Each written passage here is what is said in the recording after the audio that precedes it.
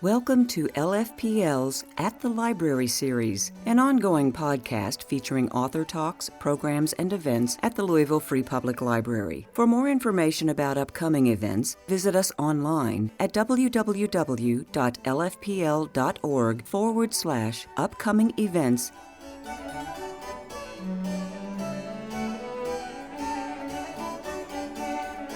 Andrew Rabin joined the English department in 2005 after receiving his bachelor's from Grinnell College and his master's and PhD from the University of Chicago. His research examines the law and literature of early medieval England. His books include Crime and Punishment in Anglo-Saxon England. That's at Cambridge University Press. Wulfstan, Old English, should I say Wulfstan? Oh, it's Wulfstan. Okay, Wulfstan, Old English legal writings. The Disputatio, oh boy, the Poirorium, yes, the 9th century monastic instructional text, and various others. In addition, he has edited multiple essay collections on early English law and published articles in such journals as Modern Philology, Studies in Philology, and Journal of English and Germanic Philology. Neue Philologische Mitteilung. There we go. And because he occasionally likes to publish in venues that don't have philology in the title, Speculum. In 2011, his journal article, Female Advocacy and Royal Protection in 10th Century England, won the prize for Best Article from the International Society of Anglo-Saxonists. He is a fellow of the Royal Historical Society and the Society of Antiquaries. Please welcome Dr. Andrew Rabin. Thanks very much. All right. Thank you, Tony, for that lovely introduction. And thank you to all of you for coming out this evening and giving us a very, very full room. To those of you in front, let me just say, next time you'll learn to come earlier. But I'm really delighted to see all of you here. Those of you who attended my last class on Old English or on homicide in the Middle Ages, and those of you for whom this is your first time. As some of you may know, University of Louisville faculty are required to begin public presentations with a statement of institutional neutrality. So I want to emphasize that over the course of the next 4 weeks, anything I might have to say regarding necromancy, witchcraft, grave robbing, fortune telling, love potions, vampires, or the Philosopher's Stone does not represent the opinions of the board of the University of Louisville. We at the University of Louisville would never engage in supernatural means to do our business. So yes, welcome to Alchemy and the Dark Arts in the Middle Ages. Over the course of the next 4 weeks, we are going to be examining the role that magic and alchemy played in the historical and cultural life of medieval England. When we think about the Middle Ages, more so than when we think about any other period in history, the Renaissance, the 18th century, the 20th century, when we think about the Middle Ages, we think about magic. It's part of the way in which we imagine the period. Whether it's movies like The Sword and the Stone, The Witcher, Game of Thrones, Willow, a favorite from my childhood, or even just something like Snow White and the Seven Dwarfs, though not that one. Magic is part of what draws us to this period. When we think back to a period about really which we comparatively know very little, magic is one of the ways in which we fill in the blanks. Magic is one of the things that conjures our interests. Magic is one of the things that makes us look at it and say, that period was really special. At the same time, magic is also often treated as a sign of the primitivism of the Middle Ages, or the barbarism of the Middle Ages. Whether you're thinking about, say, the alchemist foolishly trying to discover ways of turning lead into gold, or witchcraft persecutions, or perhaps just medieval beliefs that turned into sort of modern superstitions or kind of cultural jokes. The Middle Ages had magic because they were somehow backwards, because we are so much more modern, we are so much more intelligent, we are so much more scientifically oriented that we can look back at the Middle Ages and say the magic back then is really cool, but really, we're so much better now. Over the course of the next 4 weeks, a big part of what we're going to do is explode that idea and really think about the importance of magic and the centrality of magic to medieval culture. Appropriately, we are going to follow the curriculum of Hogwarts School of Witchcraft and Wizardry. So tonight we will start with a history of magic. Next week, potions, so alchemy, spells, charms, and divinations, including witchcraft. And finally, last but not least, everyone's favorite, defense against the dark arts. Now, before we start talking about magic in the Middle Ages, we actually have to answer two questions. The first is, what do we mean by medieval, at least in an English context? Some of you may remember this timeline from last year. But when we talk about the Middle Ages in England, we start right about the year 500. Rome has withdrawn, there we go. Rome has withdrawn from Northern Europe.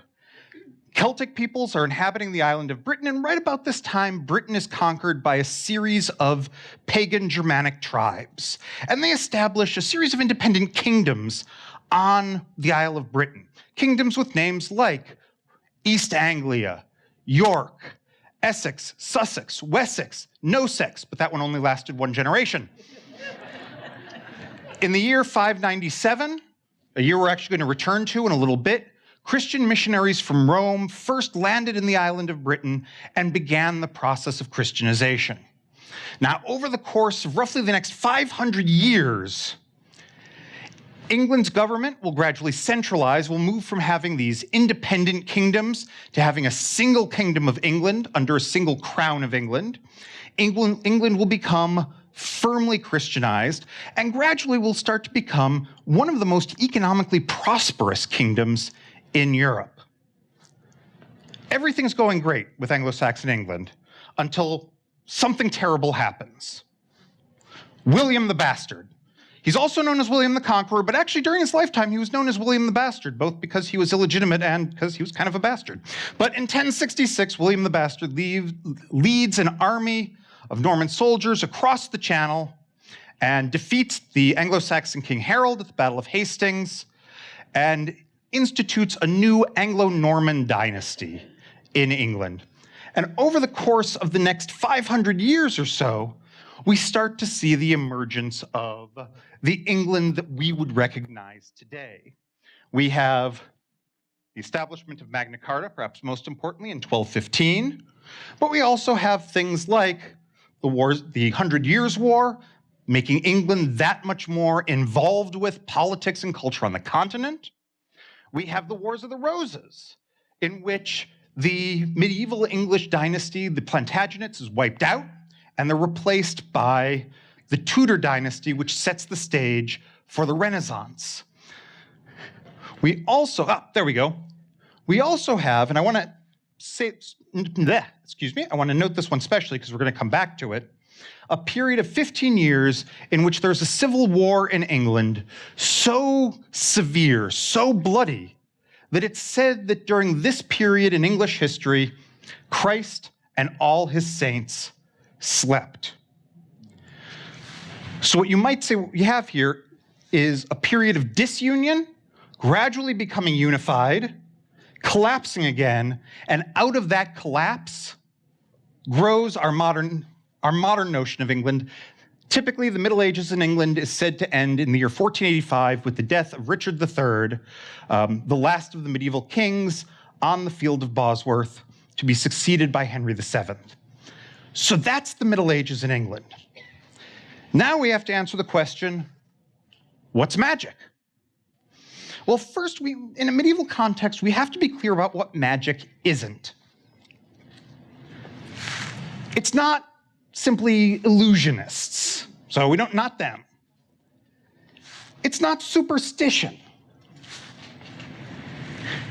It is not somehow the opposite of science. There's not this opposition between serious knowledge and kind of fuzzy, weird, magical knowledge. These two categories are not separated in that way.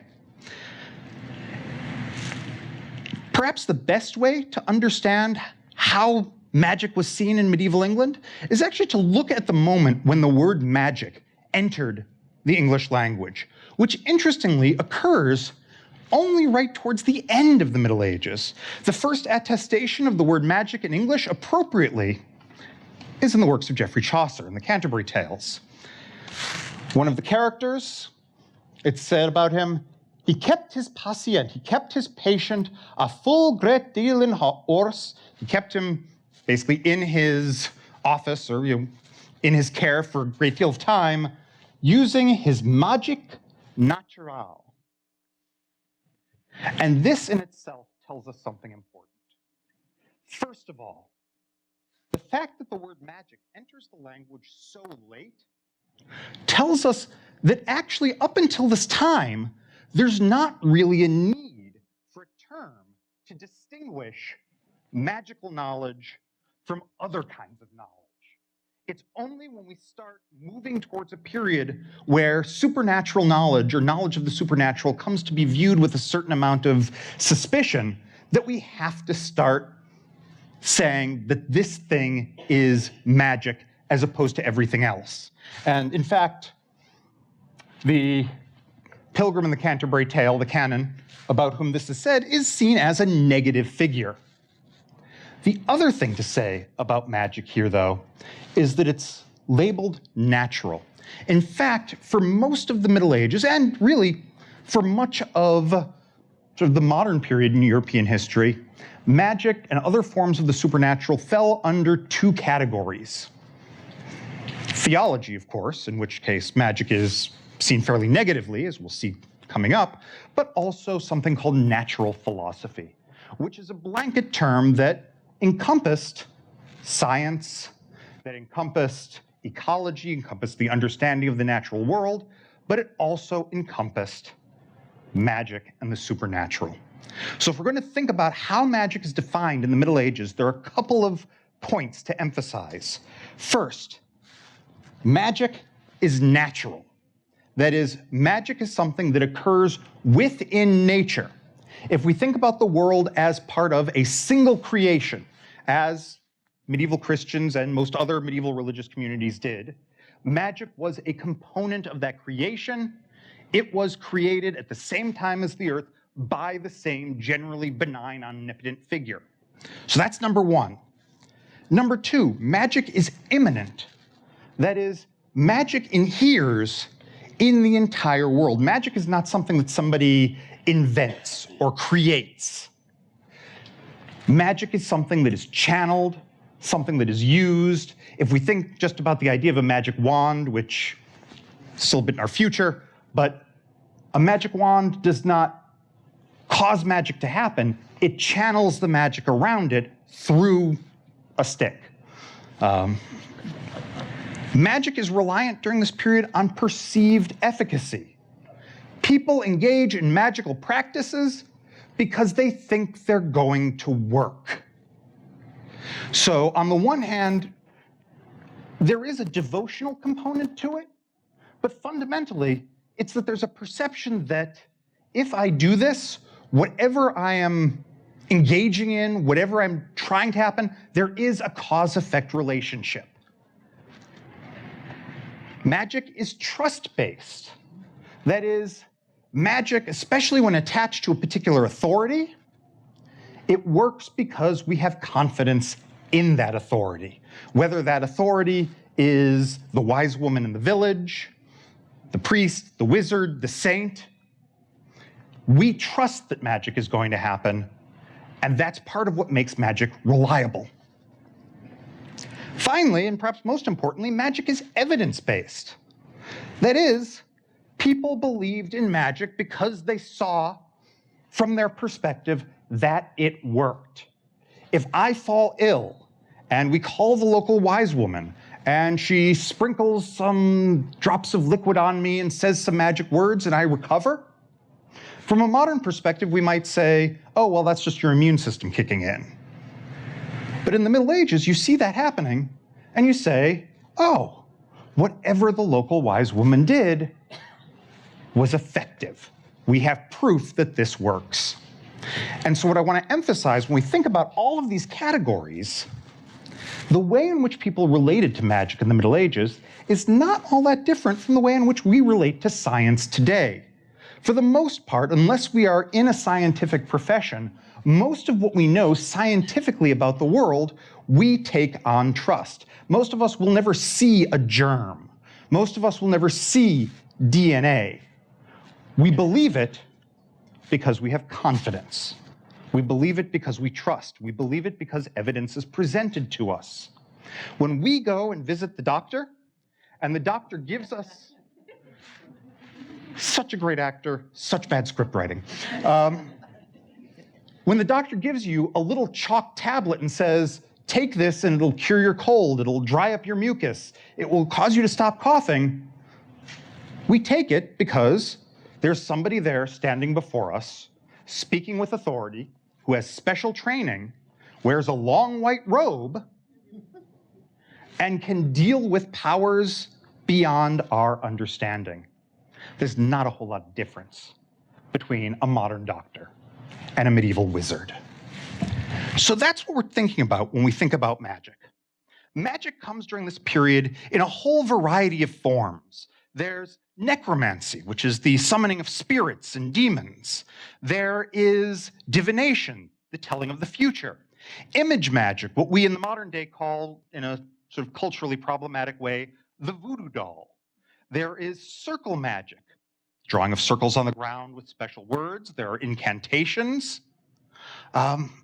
There's even my favorite form of magic, spatulamancy, which sadly actually has nothing to do with spatulas. It's about reading the shoulder blades of animals.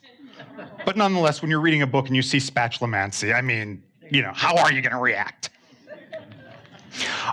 The concept of magic in the Middle Ages goes all the way back to the classical period. And so let's start there as we start tracing our history of magic to start to see how beliefs in magic develop. And if we look back to the classical period, one person to look back to especially is the ancient Greek physician Asclepius. We're told about Asclepius that people would come to him because they're afflicted with illnesses or wounds, and some of them he tended with gentle incantations, others he tended with mild drugs. Either they drank them or he fastened them all about their limbs. Notice here, there is no distinction between the medical and the magical. Things that we would look at as, oh yeah, I mean, that's pretty typical for the way in which a healer might work, giving you some sort of medication to drink, or putting some sort of poultice or soothing lotion on you, here is not distinguished from also uttering incantations. Even somebody as stoic, rigorous, and skeptical as Cato the Elder, who was a really sort of grouchy-looking guy, so I decided to substitute him with a modern equivalent. It's actually scary how much Cato the Elder and Jimmy Durante look like each other. But Cato the Elder was a deeply conservative individual. He was somebody who had very stringent beliefs about the way in which the world worked and was supposed to work, and the way in which the state worked and the state was supposed to work. Look at how he described healing a dislocated joint. You heal it by this incantation. You first get a green reed, it's about 5 feet long, split it down the middle, have 2 men apply it to your hips, so sort of hold you there, and begin the incantation. Modus vita daries dadares astataries disumpiter. That means nothing. By the way, that is just dog Latin right there. Somewhat equivalent to when I was teaching my son Latin, I taught him the important phrase semper ubi sub ubi, which Latinists here would know is completely ungrammatical, but can be translated literally to always wear underwear. Advice for all of us. Then, once the 2 men are holding this reed have met, they cut it to the right size, they bind it to stiffen the part of the joint, And there they leave it until it heals. So what we have here is actually a very practical way of dealing with a broken joint or dislocated joint. But what's crucial here is the incantation, right? That's how you really cure it. Again, no distinction between the medical and the magical. For most people living in the ancient world, this sort of thing was not just something that you went to for, on a special occasion or with a special need. You interacted with the supernatural every day in the most basic of ways. In your house, you might have a shrine to the Lares et Penates, your own household gods. You would wear amulets or cast curses on people. A couple of samples that are a few of my favorites. I bind Aristokides and the women who show off to him. He is never to have sex with another woman or with a boy. One wonders what's going on in that house. More basically, may Asclepius heal my wounded leg, or may he, Silvanus in this case, may he be seized so that you may render him without feeling, without memory. I commit to you, Silvanus, whom a womb bore, so that you, the god, may take him and restrain him. I commit him to you so that you may render him dead. This sort of thing was pretty typical. You want to win a court case? You get an amulet. You want to be healed from an illness? You get an amulet. You want to make someone fall in love with you or out of love with you? An amulet. If you want to simply have good luck, an amulet. People wore these around just the same way that people, say today, wear crosses. One of the most fascinating archaeological discoveries that one can encounter are little tiny rolled up strips of lead. And these have been found by the hundreds and thousands. And what they are curses that have been given to a god or a shrine. Many of them actually have been found at the Roman baths in the city of Bath in England. What archaeologists do is they take the little roll, they unroll it, and it generally says something relatively similar to this. When we think about the more dramatic forms of magic, those are actually comparatively rare. So to take perhaps one of the most famous narratives of magic in antiquity, the story of Oedipus. Of course, Oedipus is the story of Oedipus is well known. He's the man who killed his father and married his mother. The story begins with his father, when Oedipus is still just an infant, going to the Delphic oracle and saying, what's going to happen to my son? The Delphic oracle says, well, he's going to kill his father and marry his mother. The interesting thing is we actually have a number of prophecies that do survive from the Delphic oracle. None of them are like that. They're all basically, this will be a good crop year. You will be successful in your business transactions. They kind of actually look a lot like fortune cookies or things you would find in the Farmer's Almanac. So even at this time, there's actually a very clear distinction between the everyday magic that isn't even categorized as magic. It's just sort of the everyday interaction with the natural world and the more dramatic, imaginative literary forms that actually stretch the bounds of what we might consider easily believable. Plato has some really interesting things to say about magic, which tell us a great deal about the way in which it was understood. Plato says in one text, but let us address those who, in contempt for men, charm the souls of many of the living by alleging that they charm the souls of the dead. They try to destroy root and branch individuals and entire houses for the sake of money. The court should punish one guilty of these things. This is from the Republic, where Plato is talking about the perfect society that he imagines. What's notable here in this condemnation of magic is that it's not magic that's a problem. It's fraudsters.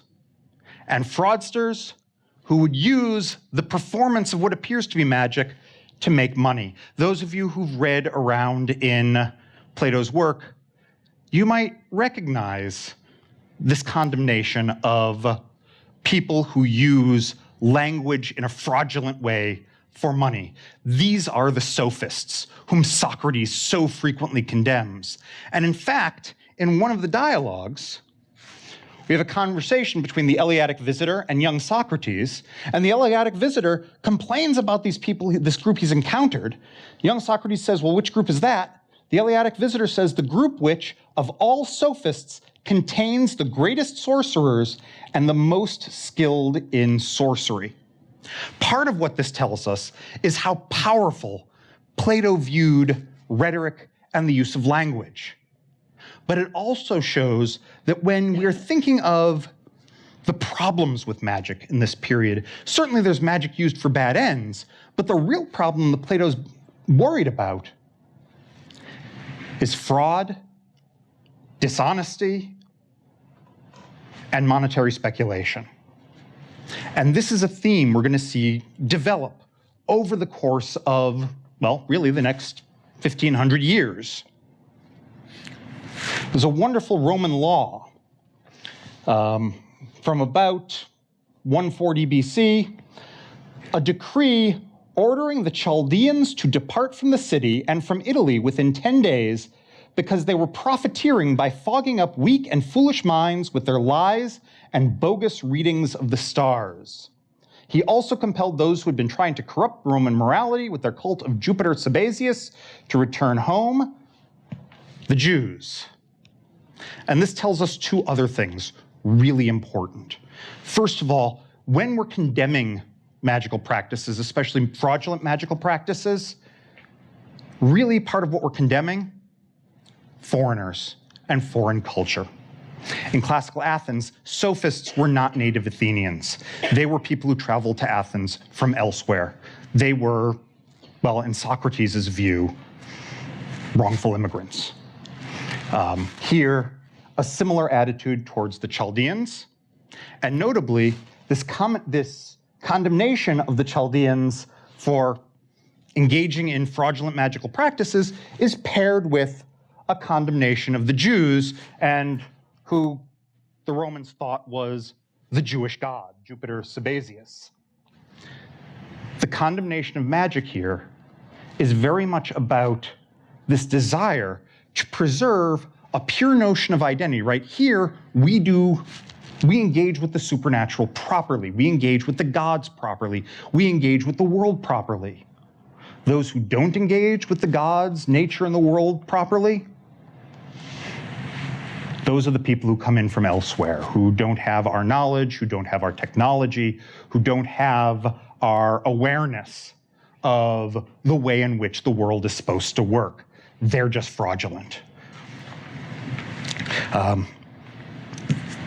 There's another major source for medieval notions of magic.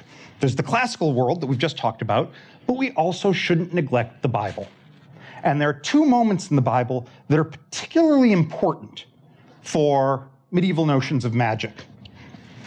The first is the story from Kings of the Witch of Endor, that Saul wants to consult the prophet Samuel, who's passed away. Saul orders his servants to find him a woman who is a medium in Endor, not the planet where the not the Wookiees, the Ewoks live, but an actual area in ancient Judea. Saul disguises himself. He goes to the woman. He says, use your ritual pit to conjure up for me the one I tell you. But the woman said to him, look, you are aware of what Saul has done. He has removed the mediums and magicians from the land. Why are you trapping me so you can put me to death? And then, once Saul reassures her, she conjures up Solomon. Now, what's significant here is that in this case, the woman is not a fraud. She has all of the magical powers that are attributed to her. Part of what the development of monotheism means is not the elimination of competing or other forms of the supernatural. It's rather a claim of a monopoly on the supernatural. What we do is the proper supernatural. What you do, that may still work, that may still have power, but nonetheless, it's outside of our monopoly on the supernatural. Kind of like baseball in that way. The other major moment in the Bible that we should look back to when we think about medieval magical beliefs is the story of Simon Magus from the book of Acts. Simon is a fellow in Samaria who is known as a magician, somebody who's known to have supernatural powers, but he too, just like the folks we've already seen condemned, he's a fraud, he's a fake conjurer. But when he sees the apostles, when he sees Peter in particular, laying hands on people and channeling the Holy Spirit, Simon goes up to him and says, "That's a great trick. If I pay you, will you teach me how to channel the Holy Spirit?" Here, the problem with Simon Magus is again fraud and this idea that divine power can simply be exchanged for money and is not subject to any sort of moral stricture. So here we have a second view of magic. We're a couple hundred years on now. Now, there really is only one true version of magic, and that is the magic that is channeled by people who are blessed by God. Whatever else is going on, that's a fake. That's a fraud. So when we think about magic in the Middle Ages, those are the primary influences. This classical tradition and this biblical tradition. Now, let's jump to the beginning of the Middle Ages in England. That moment I mentioned earlier when the first Christian missionaries arrive in Kent. Now, basically what happens is Kent is one of the major kingdoms in Britain at the time. It's ruled by a fellow named Ethelbert, and the Pope down in Rome, Pope Gregory I, one day he's walking through a marketplace and he sees a pair of enslaved English boys, blonde hair, blue-eyed, and he is blown away. They're the most good-looking thing he's ever seen. And so he looks at them and he says, "Who are these kids?" And one of his little papal assistants says to him, "Well, Your Holiness, these are Angles." And Pope Gregory, having an amazing sense of humor, makes a pun. Ni angli sed angeli. Not angels, or not angles, but angels. And because, he's the Pope and they weren't, everybody had to laugh. He then asked where they were from, and he was told that they're from the kingdom of Deira, which is one of the other Anglo-Saxon kingdoms. And again, touched by the spirit of humor, Gregory says, not Deira, but Deira. They are not from the kingdom of Deira. Rather, we are going to rescue them, Deira, from wrath, from the flames, from hell, from judgment. And so this inspires Gregory to send Christian missionaries north to Britain to start the Christianization process. But remember, from the perspective of the English, what these missionaries are carrying is not religion. It's another form of the supernatural. And so when they actually arrive in Kent, there's really anxiety about what it is they're bringing, because what they're saying seems to make no sense. And in fact, King Ethelbert, who almost certainly looked nothing like that, when he first encountered the missionaries, he was first told of their coming, he insisted that they not come to the mainland in Kent, but rather remain on a small island just across the sort of channel, because evil magic cannot cross running water. So for Ethelbert, right, this is a competing model of the supernatural that very well might threaten the model of the natural world, not even the model, but the well-being of his kingdom, because it might bring nefarious forces with it. The Christianization is, as we know, largely successful over the course of the next several hundred years. But one of the major reasons it's successful is something else that Pope Gregory I did. When asked, how should missionaries in Britain treat local, regional, native practices, this is the advice that Gregory gives. He says that I have determined that the temples of the idols ought not to be destroyed. For if those temples are well built, it is requisite that they be converted from the worship of the devils to the service of the true God, so that the nation, seeing that the temples are not destroyed, may the more familiarly resort to the same places to which they have been accustomed. Further, since it has been their custom to slaughter oxen in sacrifice, they should receive some ceremony in exchange. Let them therefore, on the day of the dedication of their churches or on the feast of the martyrs, still proceed with their sacrifices. Essentially, what the conversion looks like from Gregory's perspective is not a change, but rather a gradual integration, right? These people have these local beliefs. What we need to do is just slowly cause them to recognize that what they thought was religion can actually just be easily incorporated without change or loss into the true religion. If somebody has been going to the well the third Sunday in May every year for the past 70 years to honor the god of that well, now they can still go to the well every third Sunday in May. But now they're honoring the saint, perhaps, who was martyred on that spot. Because as Gregory recognizes, saints themselves are wizards. Saints themselves are magicians, and they fill much of the same role that a wizard or a sorcerer or a wise person in the community might. Saints bring healing. Saints bring luck. Saints bring, well, if they're treated badly, punishment. Part of what this makes possible is actually a real integration of pagan and Christian beliefs. And one of the places we see this actually is in the role of the saints. So we have early saints like St. Christopher here, who probably doesn't look like the way you remember him.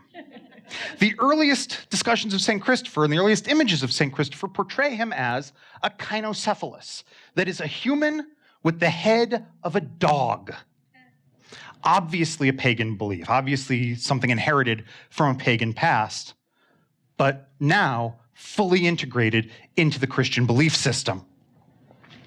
And we see this also in the kinds of magical practices that survive from this period. So here, for elf shot, if your horse is taken ill, it seems to have been targeted by an elf or an imp, what do? Well, if a horse is elf struck, take a knife of which the handle is horn from a tawny ox, on which there are 3 brass nails, then inscribe a cross on the horse's forehead until it bleed. Next, mark a cross on its back and on each of its limbs that you can hold on to. Clearly the horse is not happy at this point. Then grasp the left ear, pierce it in silence. This you must do, take a stick, strike the horse on its back, and then it will be well, God knows how. And on the horn of the knife inscribe these words, Benedicite opera divini dominum. And be the elf who he may, this will suffice as a cure for him. So we have here is very clearly a local practice, right, that has been part of our culture from time immemorial, but we've now pretty seamlessly integrated Christian devotion into that practice.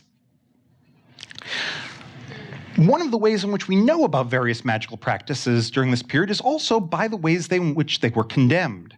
So this is a piece of canon law from the 11th century. And it is right that every priest ardently preach the Christian faith and wholly eradicate every heathen practice and forbid the worship of wells, that problem of wells again, and the raising of the dead and divination and sorcery and the worship of trees and stones. And here's the interesting bit, and that devil's trick which is performed when children are drawn through the earth, and the deception performed on New Year's night and various magical practices. This gives us evidence that one of the magical practices during this period that obviously has come to be seen as anti-Christian or non-Christian is this symbolic process of rebirth. Create essentially a hole or a tunnel in the ground, bring the child through the tunnel, and out the other side they are reborn. On the one hand, it's pretty easily to see how this could be seen as a parallel for baptism or resurrection, but at this point, we're starting to think of these as practices that are perhaps a bit heterodox. Another one that's a favorite of mine, if a woman, dropped a vowel there, if a woman puts her daughter on a roof or into an oven to cure a fever, she shall do penance for 7 years. Now, there are 2 things that are interesting here. First, this is pretty obviously what we would call witchcraft. I mean, putting a child in an oven, right? That's Hansel and Gretel. But note she's not condemned to death. In fact, witchcraft doesn't become a capital crime until much later in its history, and we're going to talk about this more in 2 weeks. The other thing to note is that she's asked to do penance for 7 years. This is much longer than most of the penances assigned for witchcraft practices. In this case, we might suggest, very likely, not because she's doing magic, but she's putting a kid on a roof and in an oven. She's endangering the child.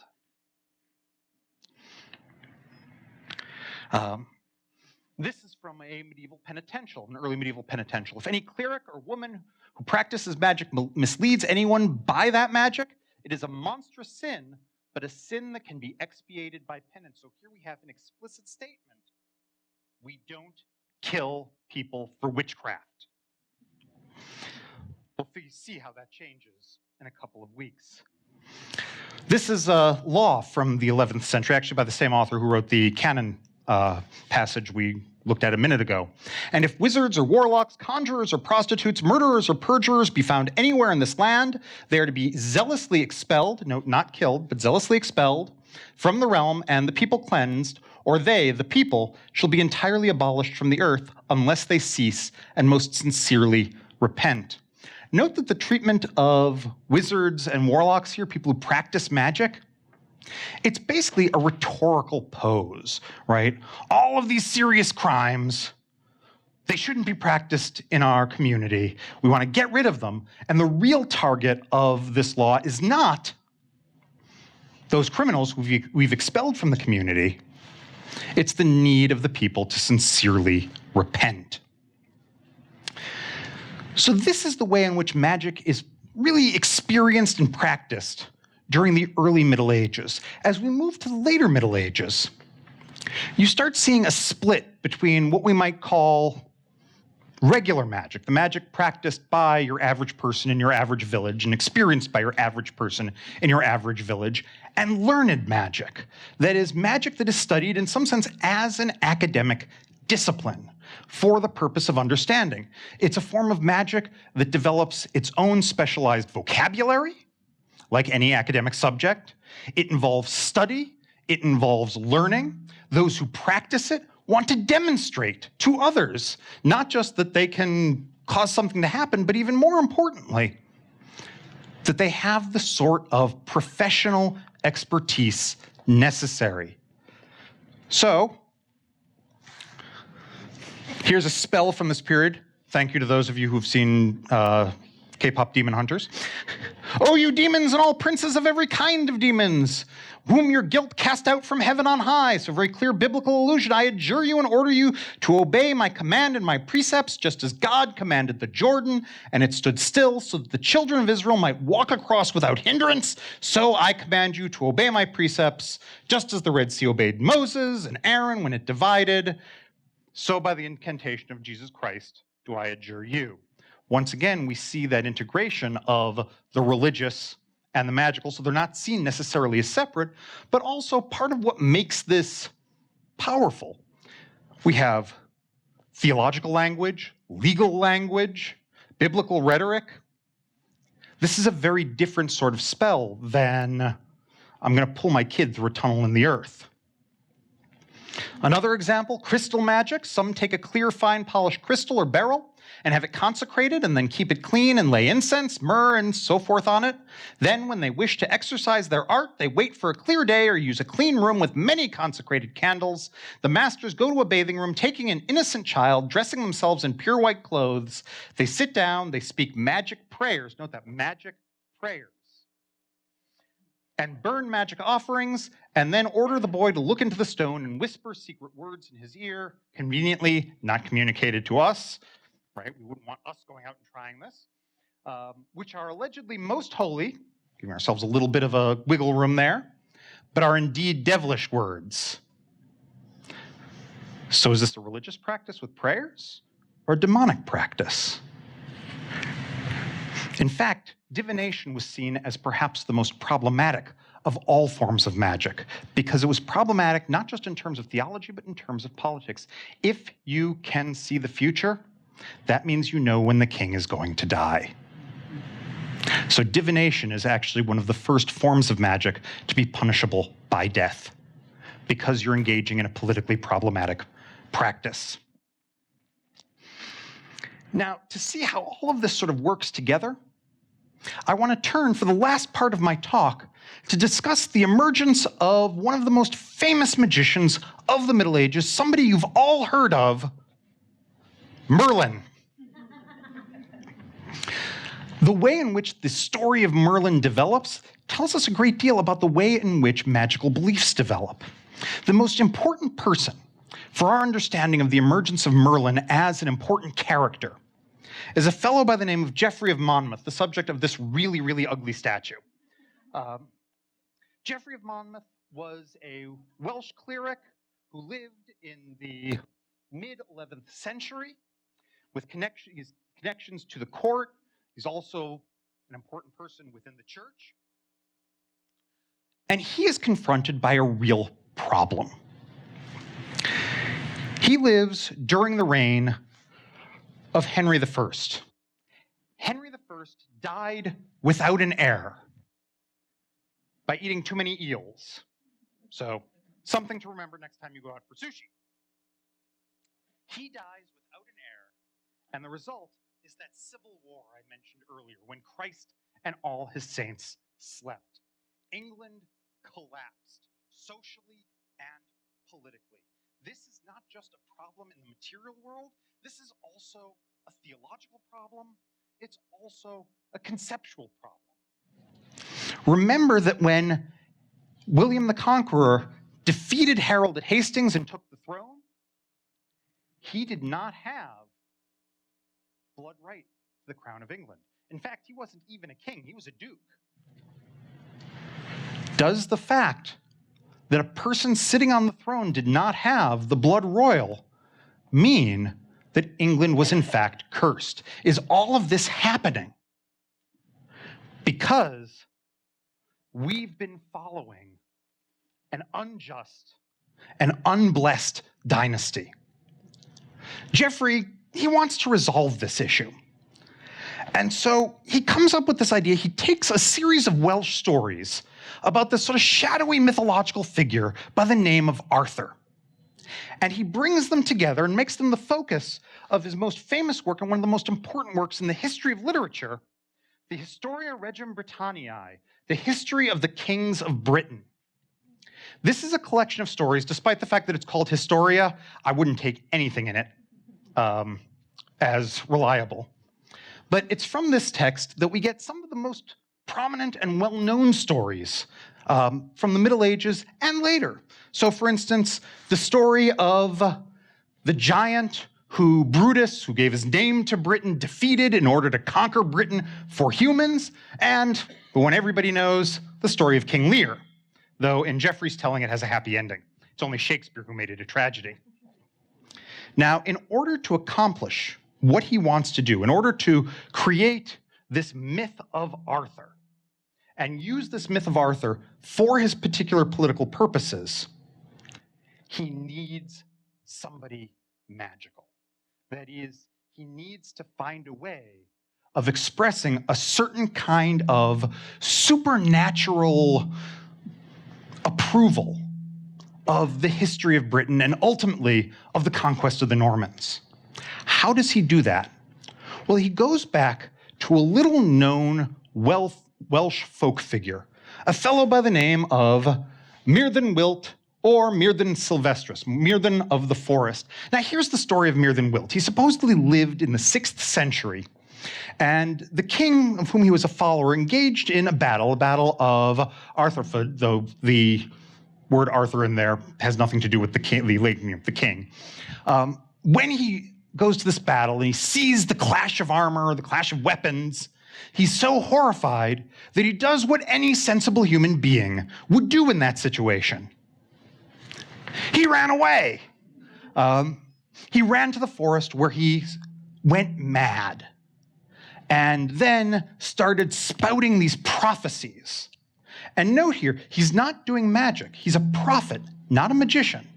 But he starts spouting prophecies and writing poetry.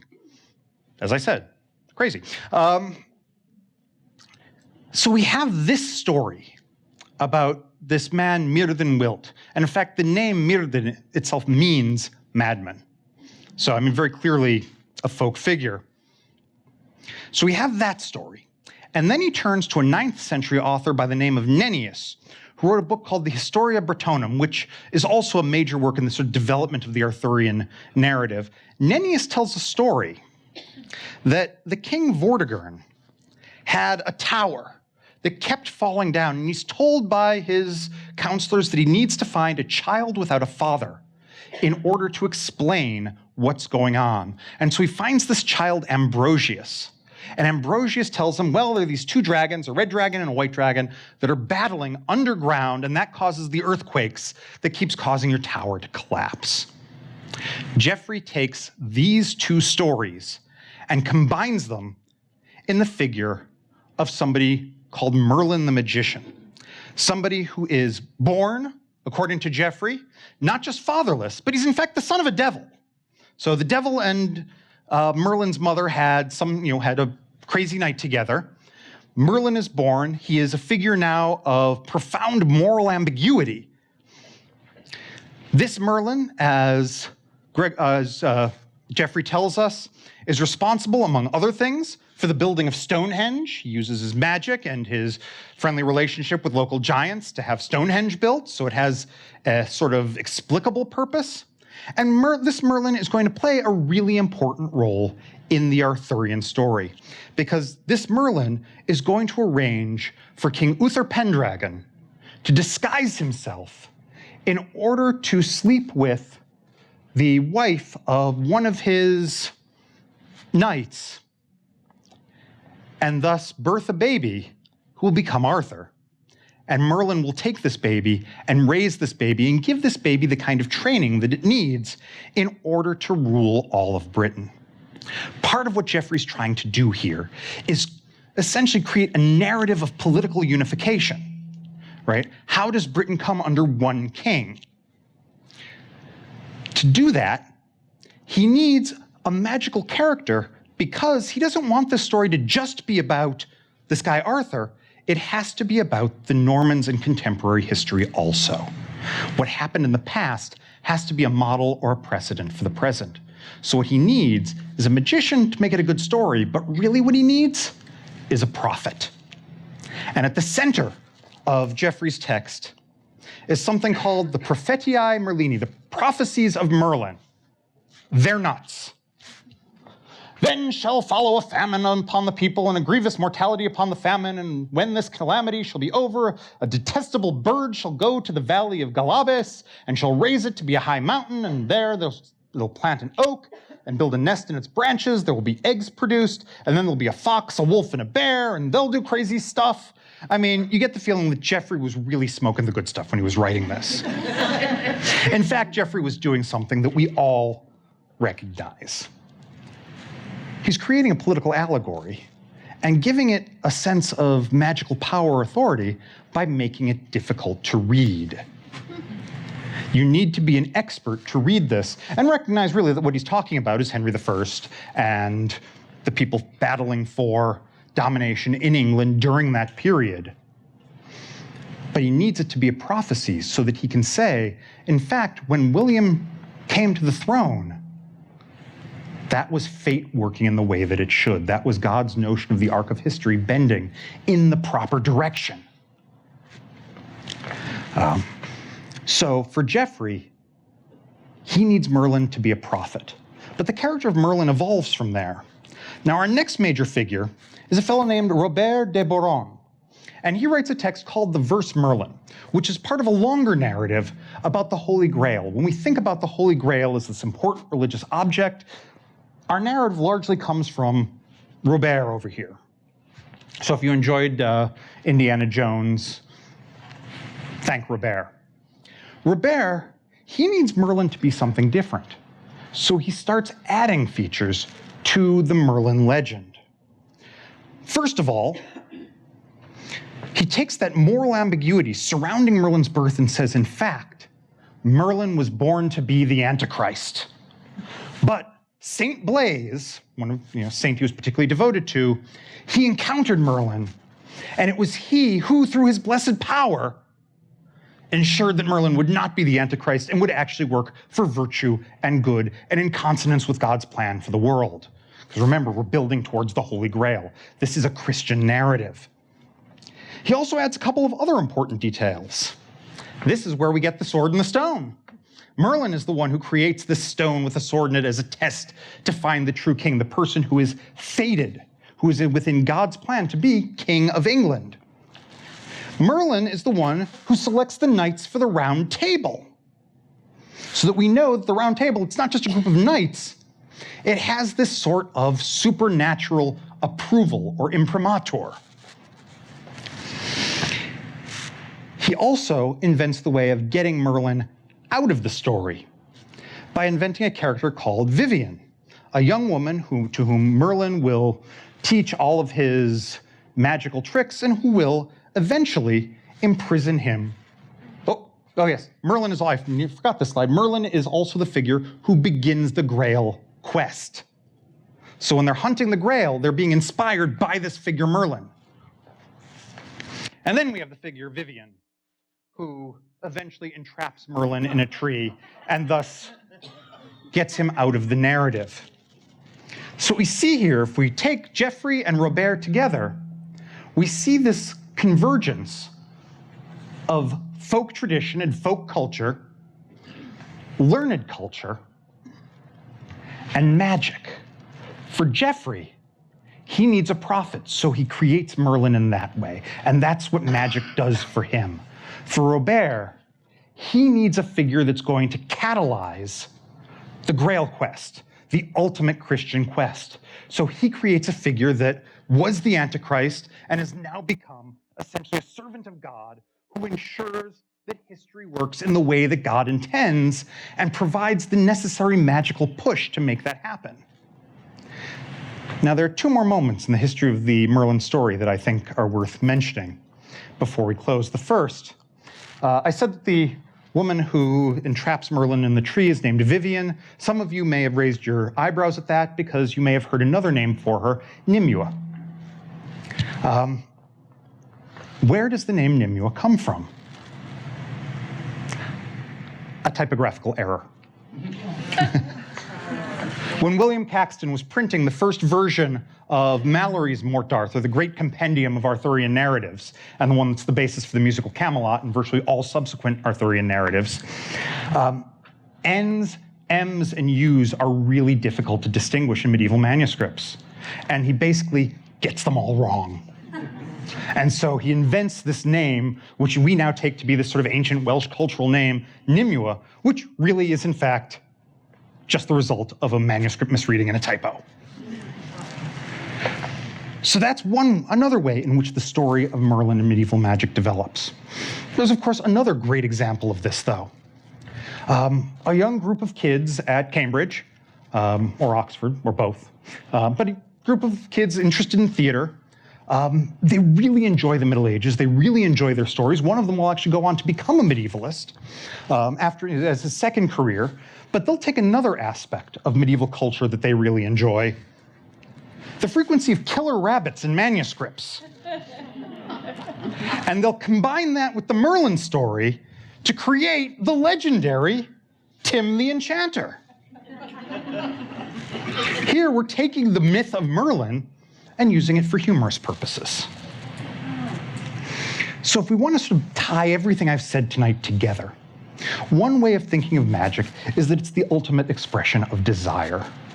Magic is the way in which we express our desires for how the natural world is going to work and how it's going to affect us. In obvious ways, the use of a love potion, we'll talk about those in a future week, or more subtle ways. But magic is the projection of our desire.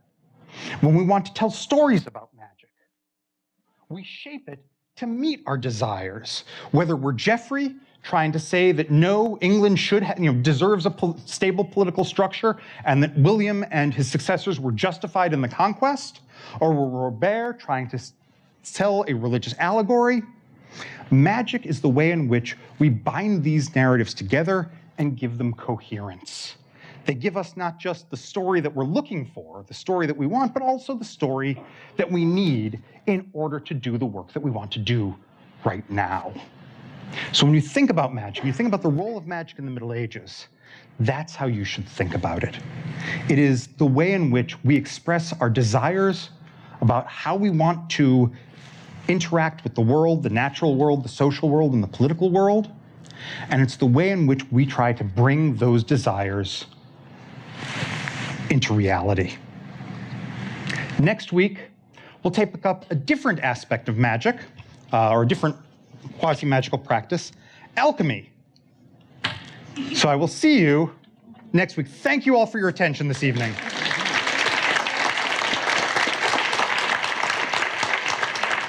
And I am available for questions. Yes, in the back. What was the first recorded piece of prose out of this period of time? So this is an interesting question. The question is, what is the earliest recorded piece of prose from this period? Do you mean the Middle Ages or the English Middle Ages? So the earliest record of English prose, and this is in fact the Old English Laws of Ethelbert. That's the earliest surviving piece of prose. It's also the earliest surviving example of written English. So if we want to think about, where did English come from? It came from the European continent as it evolved as those invaders were, invading. But also, we can look back to this origin moment of when Ethelbert issues his first laws. Interestingly, Ethelbert's laws are entirely pagan, except for the first clause. And what appears to have happened is Ethelbert took his pre-existing laws and used this new Christian technology of writing, missionaries who bring textuality and literacy to Britain, and just adds a little thing at the beginning. These are the laws Ethelbert made to support the church, and suddenly pagan laws become Christian laws, just as for Gregory, pagan temples became Christian temples. Other questions? Yes?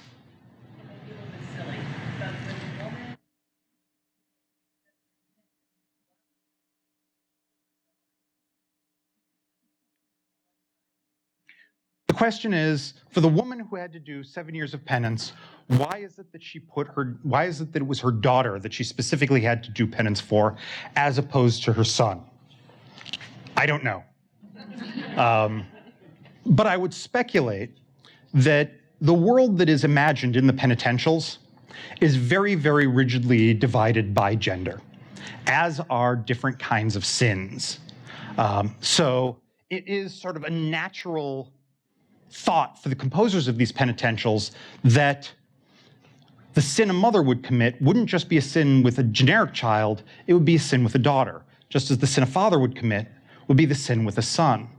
And this division actually extends not just to topics like this, but even in the way in which various crimes are assessed. The example I always use with my students, I apologize for going dirty here, but as my students would say, it's what I always do.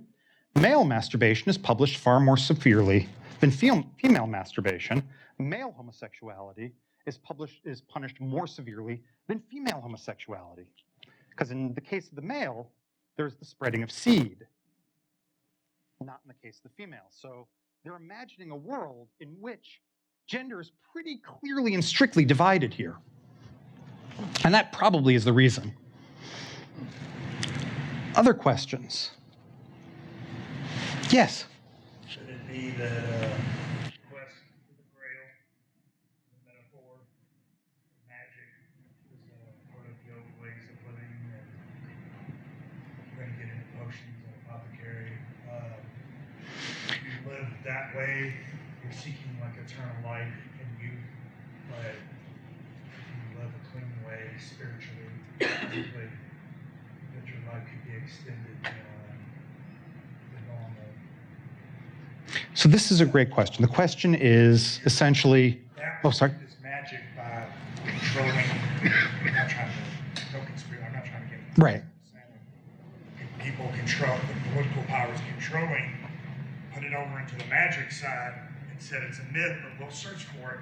With that magic, we could do this, but really it was just, it could be from, if you want to look at it as magic, medicine, science, all together, as you said, and it was just part of that whole world, and they were searching for that because the truth was coming.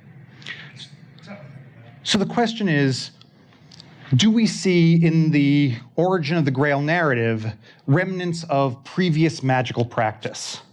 And is that being expressed in these stories? The search for the Grail is, in medieval narrative, the greatest Christian quest, and indeed the greatest narrative quest. Every culture has its Arthurian narratives. Every culture has its version of the Grail narrative. Every place in Europe, there is even a Jewish Grail narrative, which is just about looking not for the cup of Jesus, but for a really, really nice dish. So how does this story come about? Well, it comes about actually from two different sources, which I think this will help answer your question. The first source is from a text by a fellow named Chrétien de Troyes, who writes a text called Percival, about the knight Percival. And Percival has this experience where he goes out, he's on a quest, he comes to this castle in which the king is sitting outside fishing. He's the fisher king. And he's fishing because he can't do what kings are supposed to do, engage in war and ruling. He has been wounded. The implication is that he's been wounded in his groin. And the king invites him to come and spend the night at his castle, so Percival does. Percival is one of these holy innocents who sort of makes his way through the world through the purity of his heart, but also through his profound naivete. As they're sitting at dinner that evening, the lights suddenly go down, and there's a procession of women, of course, as always in medieval narratives, wearing samite, strolling through the dining room, carrying a spear, a cloth, and a dish, because Grail doesn't actually mean cup, it means dish. They pass through, the light goes up. Percival, being a fairly polite person, my mommy always told me I wasn't supposed to ask my hosts if weird stuff happens. So he just sort of keeps eating. And the next day he's told by the Fisher King, had you asked what that was, I would have been healed, and my kingdom would have been returned to its rightful order. So we actually, at this point, do not have a specific Christian association. The cloth and the spear suggest that we are dealing with Christian imagery here, but that aspect of the Grail is not what's important here. It is as a symbol for, as a figure for this idea of how you're supposed to interact with the world and how you're supposed to interact with quests or with texts. Percival commits the great sin of not asking what a symbol means, and thus missing out on the opportunity to learn and grow from it. With Robert, he takes that story and he gives it a really explicit Christian context. The search for the Grail and the achievement of the Grail would essentially reverse the Garden of Eden and restore humanity to its oneness with the divine. So it would essentially heal original sin. Now, in doing that, he also makes clear, right, a human can't do that. No flawed human can achieve that. So the Grail is the symbol of the ultimate impossible quest. But there's another source for the Grail legend. At the same time all of this is happening, Europeans are engaged in the Crusades. And as they fight the Crusades and engage with Islamic culture and engage with Middle Eastern culture, they start encountering artifacts and items that are amazing to them. And one of them is a glass of pure emerald. And this is brought back about the year 1100, so right about the time that these stories of the Grail are starting to be written. And this is a magical glass, or this is a magical emerald dish. This clearly was the dish or the cup that held Jesus' blood, or that Jesus used at the Last Supper. It has to be magical. Well, here's the thing. It wasn't made of emerald. It was actually made out of green glass. It nonetheless carried that kind of association. So much so that in the 18th century, in the early 19th century, Napoleon actually commissioned several of his soldiers to go to the cathedral, I believe it's Milan where it's housed, because it still exists today, and get the Grail and bring them back so he can carry it at the head of his army. So that aspect of the Indiana Jones story is really spot on. Guess what happened? They dropped the Grail, and it shattered all over the floor. So as I tell my students, whenever you think you are having a bad day, just remember you're not the person who had to tell the Emperor Napoleon that you broke the Grail. So the Grail actually is a perfect example of this idea of magic being an expression of desire, right? First of all, that idea that you have to engage with it. You have to ask the question. You have to interpret it. You have to learn or gain knowledge through it.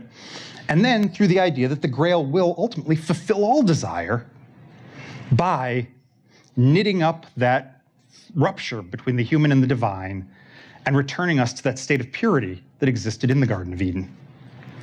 So I hope that helps answer your question. We have time. Oh, we do still have time for questions. Any other questions? Well, if not, thank you all for your attention this evening. Next week, alchemy.